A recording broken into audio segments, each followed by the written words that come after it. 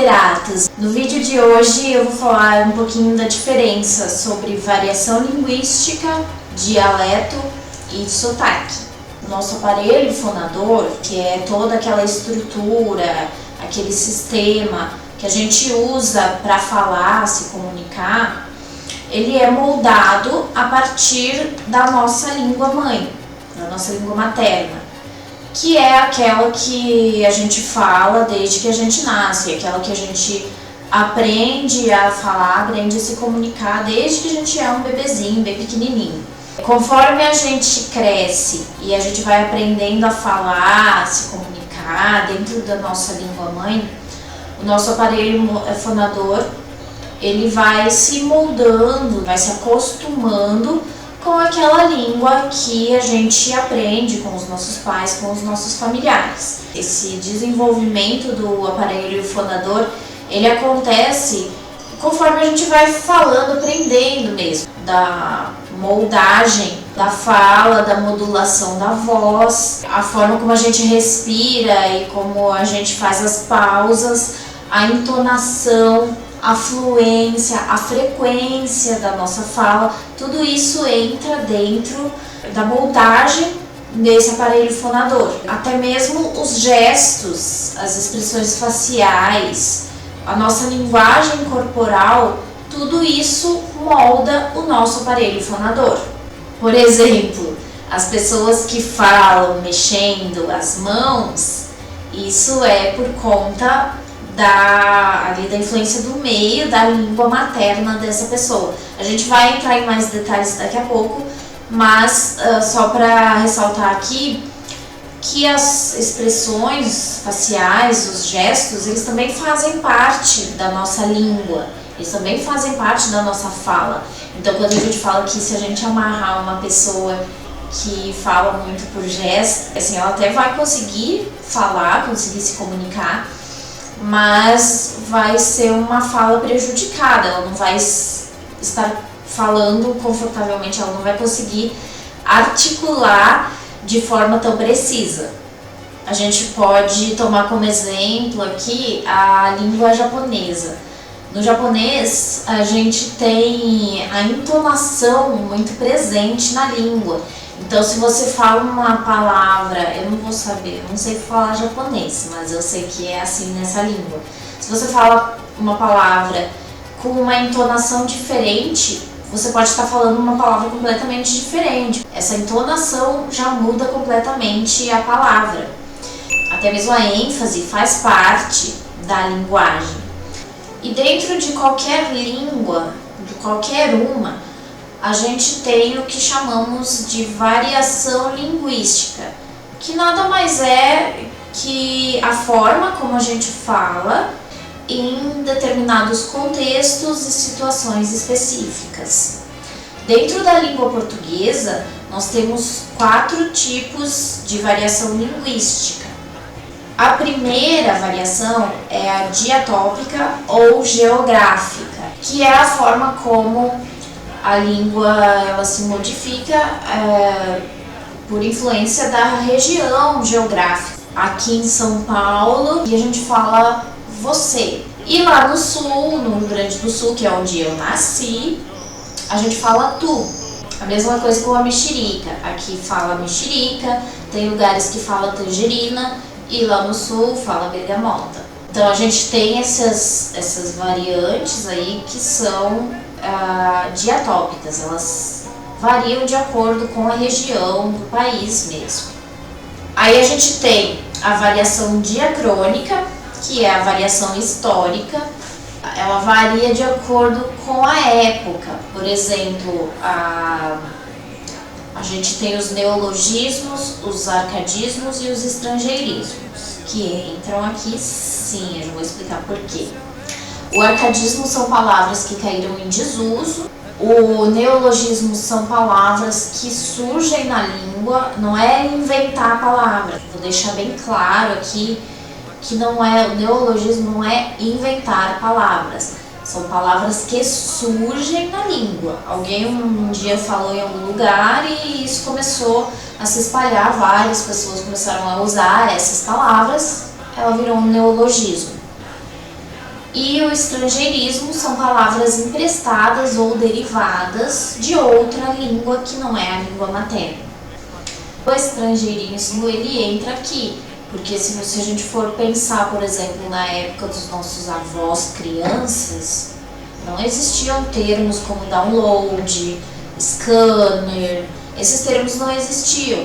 Neste sentido, o estrangeirismo ele vai ser sim uma variação diacrônica. Arcadismos, né, por exemplo, antigamente se falava conviscote, que é a mesma coisa que hoje em dia se fala piquenique, neologismo. Até um tempo atrás a gente falava simplesmente reunião, depois foi introduzido o estrangeirismo meeting, e hoje em dia, dentro de alguns grupos sociais, que eu já vou chegar nessa variação também, se fala resenha. A palavra resenha, empregada como sentido de reunião, de encontro, é um neologismo. E ele é diacrônico porque é bastante atual. Não dá para determinar exatamente a data ali que esses fenômenos acontecem, porque são fenômenos, eles acontecem. Mas a gente sabe que é bastante atual. A variação diastrática é aquela que acontece dentro de grupos específicos, grupos sociais específicos. Nesse caso, funciona quase como um jargão desses grupos. A variação diafásica, que talvez seja a mais importante de todos os tipos de variação, que é importantíssimo a gente saber que ela existe, essa variação que faz com que a língua exista de fato. É a variação formal e informal da língua. Elas são utilizadas dentro de contextos específicos, mas que uma não cabe na outra, sabe? Por exemplo, existem contextos em que você não pode utilizar a linguagem formal e contextos formais que você não pode utilizar a linguagem informal. Porque a língua ela é um organismo vivo. Conforme a gente a utiliza, conforme a gente a coloca em prática, ou seja, conforme a gente fala, se comunica, ela se transforma, ela se modifica, ela evolui. E essa evolução ela acontece a partir do contexto informal, a partir da fala, a partir da linguagem coloquial. Por quê? Como que a gente utiliza a linguagem principalmente? Através da fala. E essa forma coloquial, ela é uma variante linguística que precisa ser respeitada e considerada como tal. Dentro da variação coloquial, não existe certo e errado. Ou seja, se a pessoa falou, nós vai lá depois do almoço, porque não dá agora não.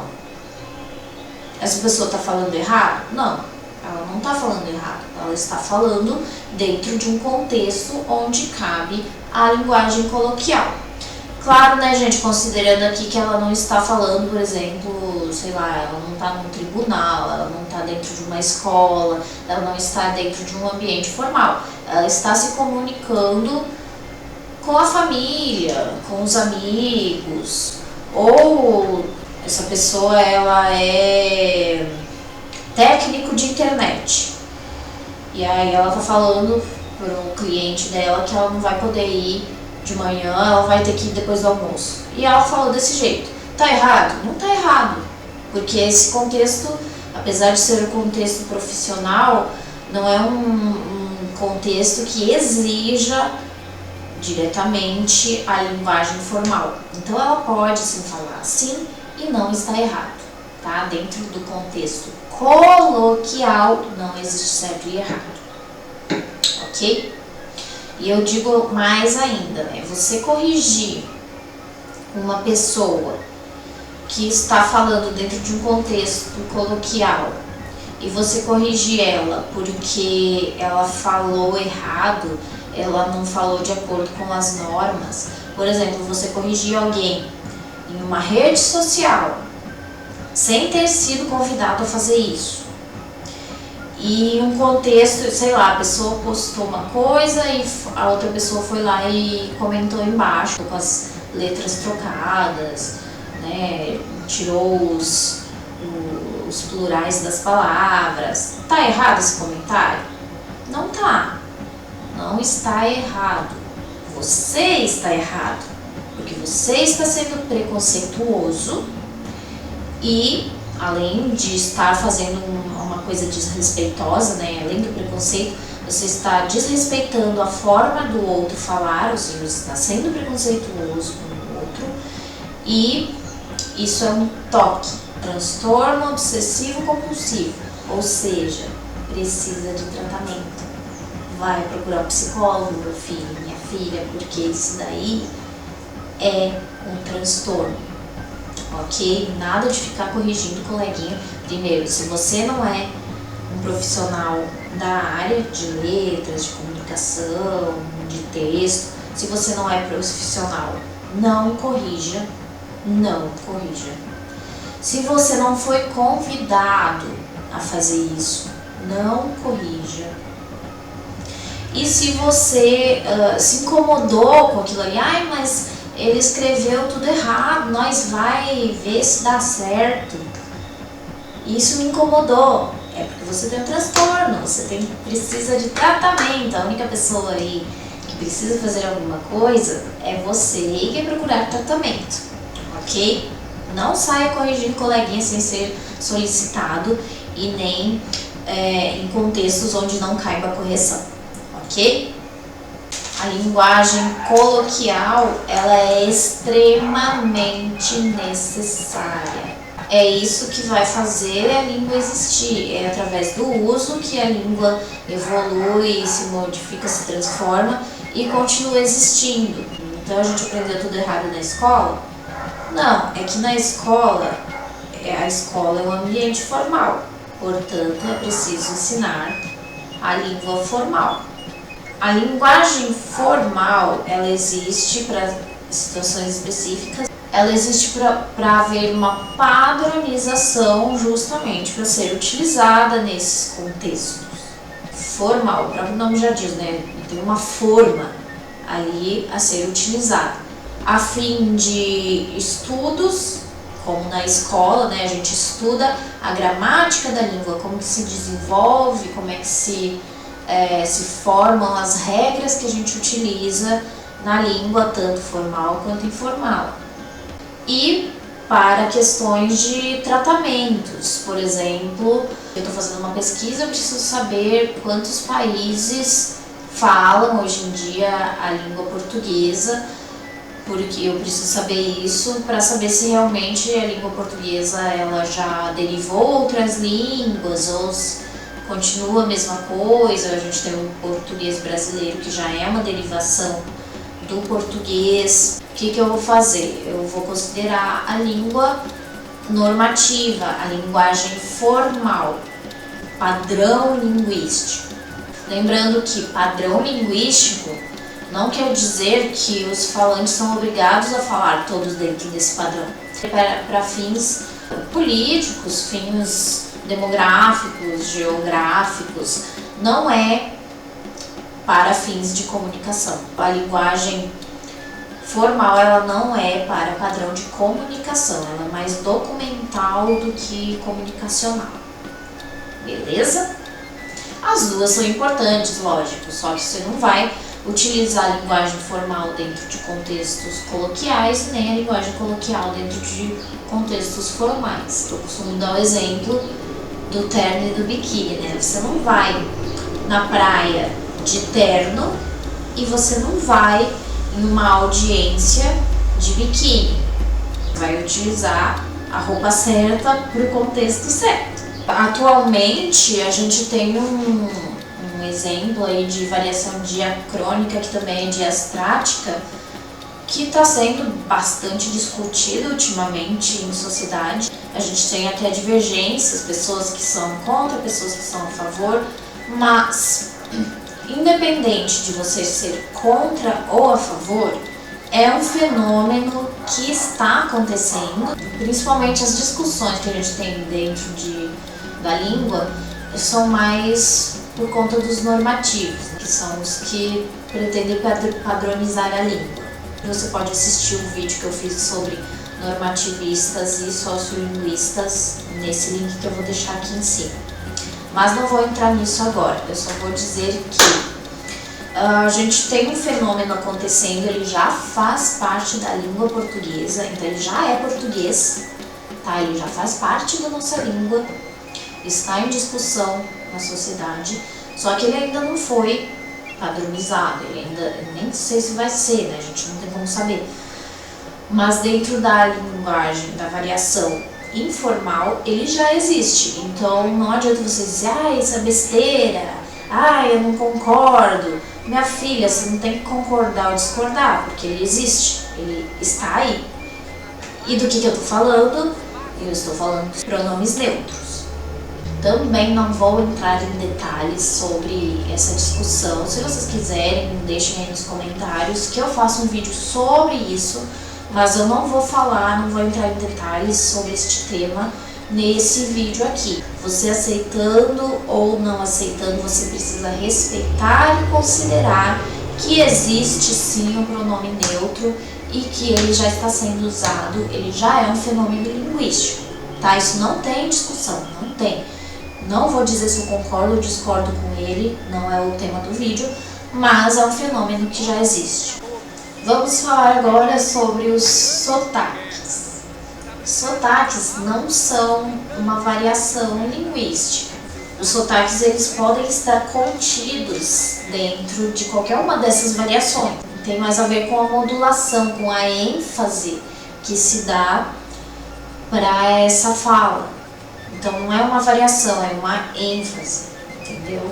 Por exemplo, falar cantado do pessoal gaúcho, do inglês, é um sotaque. O nordestino é outro sotaque. O ti e o di, diferente do ti, do di, é outra característica de sotaque. O R e o S, porque nós vamos, ninguém que não conviveu, não teve contato direto com esses sotaques, não vai conseguir imitar, vai ficar ridículo aqui, claro, porque o meu aparelho fonador não é preparado para esse tipo de sotaque. Então o sotaque, ele é mais a forma de pronúncia, de ênfase, de entonação, do que uma variante em si. Ele é influenciado também pela língua materna, pela posição geográfica, cultural, enfim, tem várias influências do meio ali, do contexto em que esse sotaque está inserido. Já o dialeto, ele é considerado sim uma variante linguística, não é exatamente uma variação, ele seria um fenômeno de variação linguística, entende? Ele é uma maneira própria de falar dentro de determinado grupo de pessoas em um território ou comunidade regional. E é aí que está a diferença da variação diastrática, porque a variação diastrática ela também é essa variação de um grupo específico social.